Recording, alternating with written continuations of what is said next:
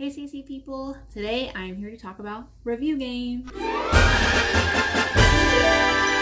so before I get into this long list of review games, I want to go ahead and say that before I get started, so I don't have to keep re-explaining this, when you are tutoring the little ones, the 4 and 5 year olds, because I've tutored every age more than once.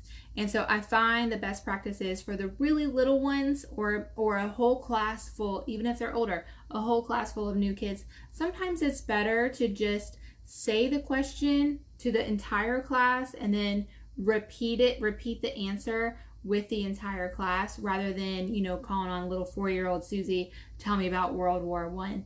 With the little ones, if they know it, sometimes they're really shy and it can discourage them. And even the ones that aren't shy, they may not know it, they're just really tiny. So the point there, I think, for the little ones is just to hear it again in a really fun way where they can move around. Now for the older ones, you can tailor it.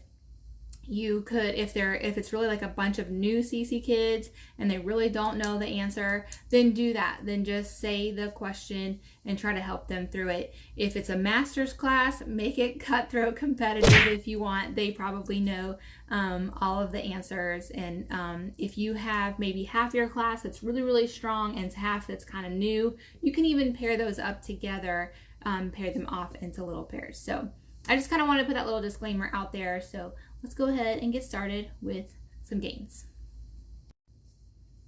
Okay, so the first type of game I want to talk about are games where you probably don't need to bring anything extra. And isn't that our very, very favorite friend? Where we don't have to lug in stuff, but it also can show parents that you can really create review game time anywhere at any time. The very easiest game is Simon Says. The little ones have a lot of fun with it, and sometimes you can get the bigger ones to like it too when you make it like you're challenging them and you know you can get them. So the way I play this is like a regular Simon Says. Sometimes you can change the name to yours though if you would like. Sometimes I would call it Stephanie Says. And so you just run through Simon Says. Once you get a student, then you just ask a review game. And so you could ask it to the person that you got out, or you could just ask it to the whole class and you keep going. That is it's a really simple game that you need absolutely nothing else for, just your bodies. Another really super simple one would be musical chairs. You can play the timeline song, very, very easy because you've already got the chairs there. With the really tiny ones, I didn't make that person that got out be out the entire time. I never took a chair out. I just kept letting them play. And so the one that got out would come up and help me ask a question and go back and we would start over. Now with the older ones, they may want more of a competition. They want to see a winner. So that's how I did musical chairs. Another really easy one that is so much fun. The little ones absolutely love it, and even the big ones like it too. It's called Alien Face Game. And so I would just make a big oval like this. And then I would write, like number 1 is going to be a nose. Number 2, some ears. 3, hair, and I would keep going. Then once you have all of that listed, 1 through 6, then I would take a dice. These are really fun to have as a tutor, but you could use a small one as well. And so they would, we would all answer a question, or maybe one particular student would, if you have older ones, and so they would roll the dice, and let's say they rolled a number 1, then they could draw a little nose. Then another student rolls and they may also get a nose, and then ha ha ha, very funny. Now you have 2 noses, and then just keeps going like that until you finally have this weird alien face that has multiple eyes and ears and mouths, and you could do mustaches and things like that. For some reason, the little ones just had to play that every single day, and it was nice because I just needed a dry erase board and a marker, and that was it. Another really easy one that you could do with just your board, not bringing anything else, would be Hangman, or sometimes I would say build a snowman. For the older ones, we did Hangman because they knew what that was. For the little ones, I try not to be as harsh and I wanted it to be a little more cute, so I would do build a snowman. So I would choose something from their memory work. Maybe it could be creation and the fall, and I would put the blanks up there, and then we just continue on playing Hangman. For build a snowman, you could start with like the bottom ball of the snowman, the middle ball, the small ball, do a hat, carrot, all of that good stuff. So I would just ask a review question, and once they answered it correctly, then they got to guess a letter. And that's how we played Hangman or Build a Snowman. And that one's nice because you don't have to bring in all this extra stuff. It's already there for you. Another thing that I already have with me too are my timeline cards. And so there's two different games I play with timeline cards. There's Timeline Remix and Timeline Charades. So with Timeline Remix, with the little kids, I would just do like 1 week at a time. I would stack them up and then I would time them and how long it took for them to put them in order. And of course, I usually help them. For the older ones, I divide them up into teams. And so this team had maybe week 3 and this team had maybe week 4, whatever, however you want to do it. And they would race against each other. I would say go, and they would have to work as a team to put the timeline cards in order. So that's Timeline Remix. You could also set a timer if you wanted and try to let them beat their time and get faster and faster. Timeline Charades is just as it sounds. You get to use a timeline card, and so they do the timeline hand motion, and the class has to try to guess which part of timeline it is. You could also do regular charades.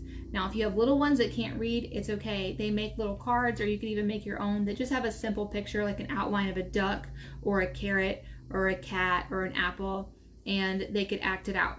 Now, on that note, I also would sometimes use either those little picture cards or a timeline card to do Pictionary on my board because I already had all those supplies with me already. So what we would do is we would answer a review game question either as a class or just a single person. Then they would come up, I would show them the card, and they would start to draw on the board as the rest of the class tried to guess it. So that's how we did the Pictionary with the timeline cards or with the little picture cards. So that, just to recap, that was Timeline Remix, where they're trying to put them in order, Timeline Charades, where they're doing charades with the timeline cards, and then also Pictionary. Those are all things that you have right there with you that you could use.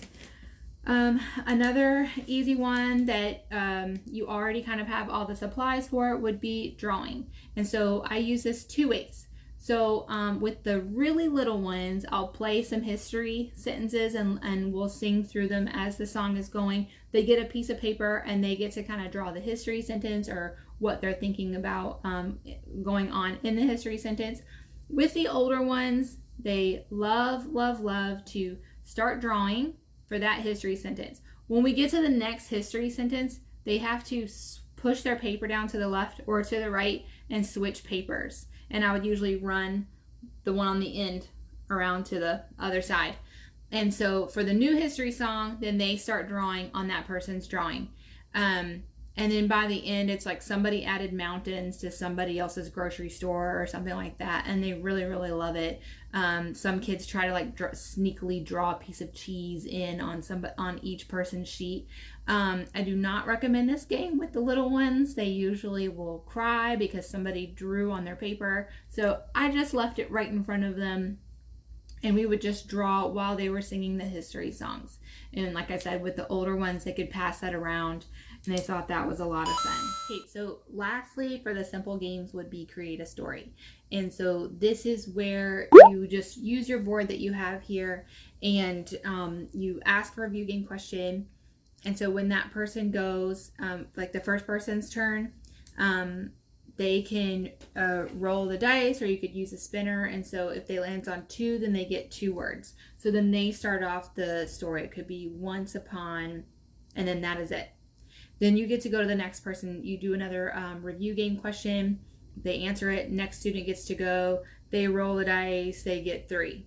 Then they could continue to add to the story. What happens is you end up getting a really silly story. Everyone is just laughing. It's a little harder with the little kids because they don't really know what to think of. So this is more like an older kids class where they could come up with something funny, especially the ones that are in essentials. They're really good about adding and writing. So that's a really fun one, is create a story.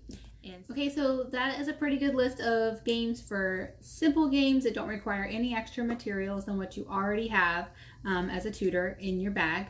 I will also be doing a second and third video of simple games that, will have some materials required. And then I will do a third video of some more complex games that you would have to put some time into that are really more for older students. So check those out if you want more game ideas.